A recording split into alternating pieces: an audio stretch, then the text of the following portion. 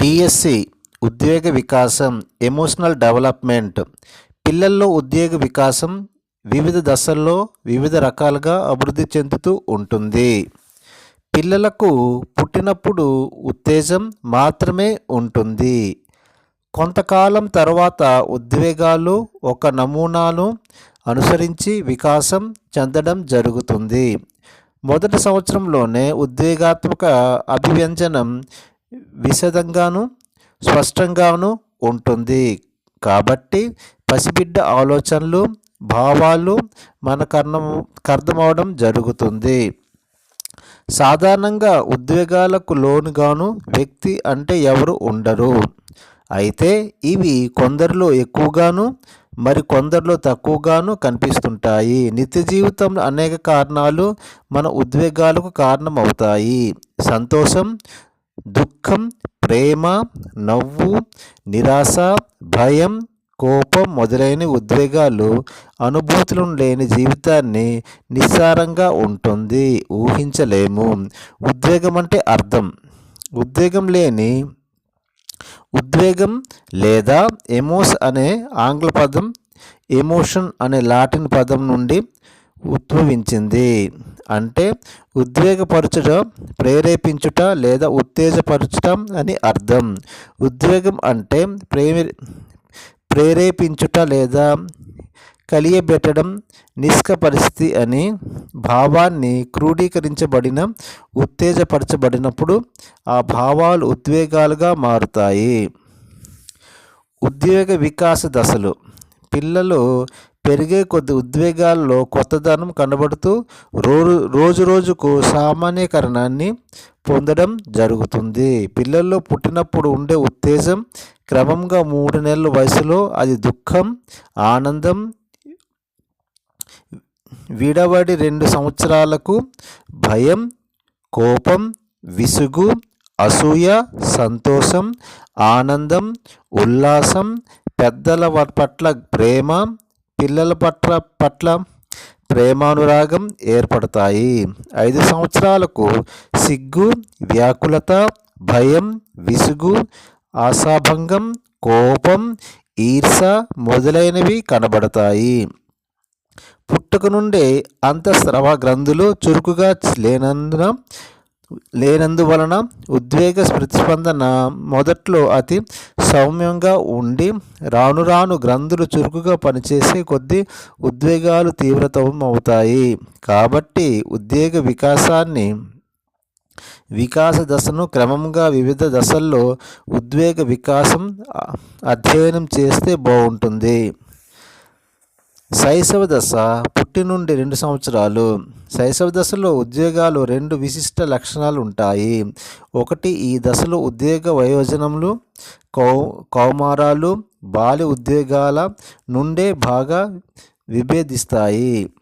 అంటే వాటికి ఉద్వేగాన్ని కలిగించే ఉద్దీపన తీవ్రతలకు అవసరమైన దానికంటే ఎక్కువ స్పందిస్తాయి. ఉద్వేగం తక్కువ సమయం ఉండడం, ఇతర వస్తువులపైకి దృష్టిని మలర్చగానే ప్రస్తుత ఉద్వేగం మర్చిపోవడం లాంటివి.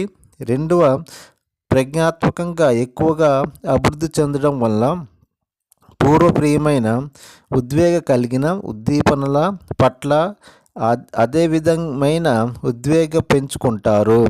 సాధారణంగా ఈ దశలో కనిపించే ఉద్వేగం కోపం, భయం, కుతూహలత, సంతోషం, ప్రేమ మొదలైనవి. పూర్వ బాల్య దశ 2 సంవత్సరాల నుండి 5 సంవత్సరాలు లేదా 6 సంవత్సరాలు. పూర్వ బాల్య దశలో ఉద్వేగాలు ఎక్కువ తీవ్రంగా తరచుగా వస్తూ ఉంటాయి. కాబట్టి వారిలో వ్యవహరించడం కొంత కష్టం. ఇవి అసూయ, తీవ్రమైన భయం, హంటం వాటి ద్వారా ప్రకటించబడతాయి. ఉద్వేగాలకు కారణం మాత్రం మనోవిజ్ఞానికమైనదే కానీ శరీర ధార్మిక సంబంధించింది కాదు. శైశవ దశలో ప్రారంభమైన కోపం, భయం, కుతూహలత, సంతోషం, ప్రేమతో పాటు ఈ దశలో అసూయ, ఈర్ష కూడా ప్రారంభమవుతాయి. ఈ దశలో శైశవ దశలోని కారణాలు కాక కొన్ని కొత్త కారణాల వల్ల ఉద్వేగాలు ఉన్నతమవుతాయి. ఉదాహరణకు కథలు, బొమ్మలు, సినిమాల వంటి వాటి వల్ల కూడా భయం, సంతోషం కలగడం, ఏదైనా కృత్యాలు పూర్తి చేయడం లేదా ఆటలు గెలిస్తే సంతోషం పొందడం వంటివి ఈ దశలో సాధారణంగా ఈర్ష్య, అసూయ కారణాలు. తల్లిదండ్రుల దృష్టికి వీరు కాకుండా ఇతరుల పంచుకోవడం లేకపోవడం లేదా తాను చేయలేని పనులు పిల్లలు చేయడం, వారి దగ్గర లేని వస్తువు ఇతరుల దగ్గర ఉండడం వంటివి ఈ దశలో. ఇంకొక లక్షణాలు లింగపరంగా బాలల ఉద్వేగ ప్రకటనలో తేడాలు ప్రారంభం కావడం. ఉత్తర బాల్య దశ 5 సంవత్సరాల నుండి 6 సంవత్సరాలు నుండి 12 సంవత్సరాల వరకు. ఉత్తర బాల్య దశలో పిల్లల ఉద్వేగ ప్రకటన ముఖ్యంగా ఆహ్లాదకరమైన ఉద్వేగ ప్రకటన.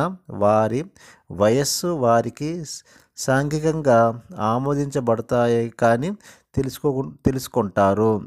వారి వయస్సు వారి హఠం చేయడం, చిన్న పిల్లల ప్రవర్తన లాగా ఉంటుందని, భయానికి వారు పోవడం పిరికితనం అని భావిస్తారు. ఫలితంగా వారు బలమైన ఉద్వేగ నియంత్రణ నేర్చుకుంటారు. ఉత్తర బాల్య దశలో కనపరిచే ఉద్వేగ పూర్వ బాల్య దశలో పోల్చదగినమైనప్పటికీ కొన్ని విషయాలలో విభేదిస్తాయి. మొదటిది వారి రేకెత్తించే పరిస్థితులు, రెండోది వారు ప్రకటన తీరు. దీన్ని కారణం ఉత్తర బాల్యదశానికి కలిగే అనుభవం, అభ్యసనం, పరిపక్వత. సాధారణంగా ఈ దశలో కోపం అనేది వారి పట్ల ఎవరినైనా తప్పుగా మాట్లాడినప్పుడు కలుగుతుంది. ఈ దశలో కూడా పరిసరాలలో కారణం వల్ల తీవ్ర ఉద్వేగాలు లోనైనప్పటికీ ముందు దశలో పోలిస్తే ఉద్వేగపరంగా ఇది నెమ్మదిగా ఉండే దశ. ఈ దశ ఉద్వేగ వికాసంలో ప్రత్యక్ష అంశం. ఉద్వేగ కెథరిక్స్ అంటే ఈ దశలో కూడా పిల్లలకు ఉద్వేగపరంగా భంగపరిచే సంఘటనలు అనుభవమైనప్పటికీ వాటిని ప్రకటించడంలో నియంత్రణ చేర్చుకుంటారు. దీనిలో భాగంగా వారిలో ఉన్న భావనలను ఏదైనా కృత్యాల ద్వారా శాంతపరుస్తారు. ఇలా మనలను మనం ఉద్వేగ ఒత్తిడి నుండి కాపాడుకోవడం కోసం చేసే పనిని ఉద్వేగ క్యారెక్టిక్స్ అంటారు. ఇందులో అనుభవించే పద్ధతులు అనేకం. అవి ఎక్కువ యత్న దోషం పద్ధతి ద్వారా అలవర్చుకునేవి తప్ప మార్గదర్శకత్వం ద్వారా కాదు.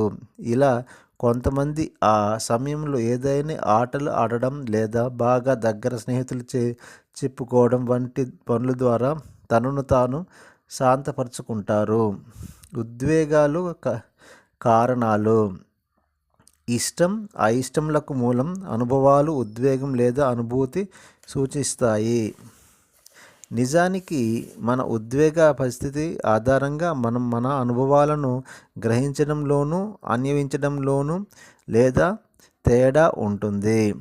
భారతీయ శాస్త్రీయ నృత్యం, నాటకాల ప్రకారం ప్రాథమికంగా ఉద్వేగం 9. వాటిని నవరసాలు అని కూడా పిలుస్తారు.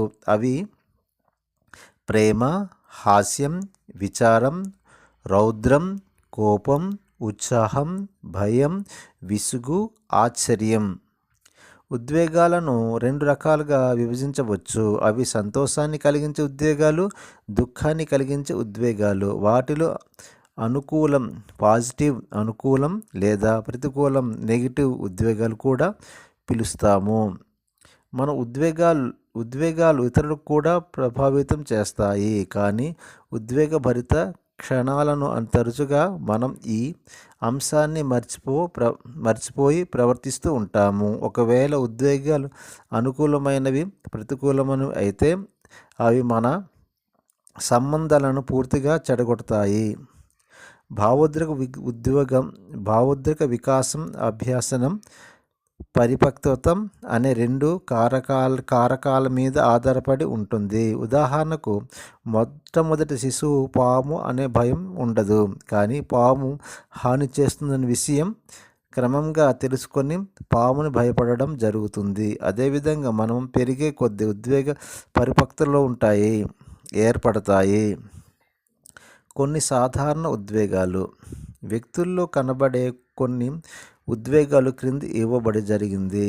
భయం సాధారణంగా బాల్యదశలో ఎక్కువ ఉంటుంది. తల్లిదండ్రులు ఒక్కొక్కప్పుడు బూచి వస్తుందని, దెయ్యం వస్తుందని భయపెట్టడం జరుగుతుంది. అట్లా భయపెట్టడం హానికరమైన ఫలితాలు దారితీస్తుంది. లోటస్ అనే శాస్త్రవేత్త భయాన్ని 4 భాగాలుగా వర్గీకరించాడు. కొన్ని వస్తువులకు సంబంధించిన భయాలు. ఉదాహరణకు ఇంజెక్షన్ అంటే భయం. ప్రత్యక్ష అనుకరణ ద్వారా భయం ఏర్పడడం. ఉదాహరణకు తుఫాను వచ్చినప్పుడు తల్లిదండ్రులు ఇతర పెద్దలు ప్రవర్తించే తుఫాను చూచి పిల్లవాడు దాన్ని అనుసరించడం వల్ల అతనిలో తుఫాను పట్ల భయం ఏర్పడవచ్చు. బాధాకరమైన అనుభవాల ద్వారా భయం ఏర్పడడం. ఉదాహరణకు ఒక కుక్క శిశువును కరిచినట్లయితే ఆ శిశువు బాధాకరమైన అనుభవాన్ని స్థిరపడుతుంది. వయసుతో పాటు కొన్ని భయాలు, ఆందోళనలు మారుతాయి. వయసులో భయాన్ని కలిగించే విషయాలు లేదా వస్తువు మరో వయసులో భయాన్ని కలిగించకపోవడం. ఉదాహరణకు చిన్న వయసులో టపాసులు కాల్చడం అంటే భయపడే శిశువు కొంచెం పెద్దయ్యాక టపాసులను కాల్చడమేమనే భయం తొలగిపోవచ్చు. కోపం సామాన్యంగా పిల్లల్లో కోప స్వభావాలు ఎక్కువగా ఉంటుంది. సంతోషం కోపంతో పాటు వస్తువులను విసిరిస్తూ ఉంటాడు.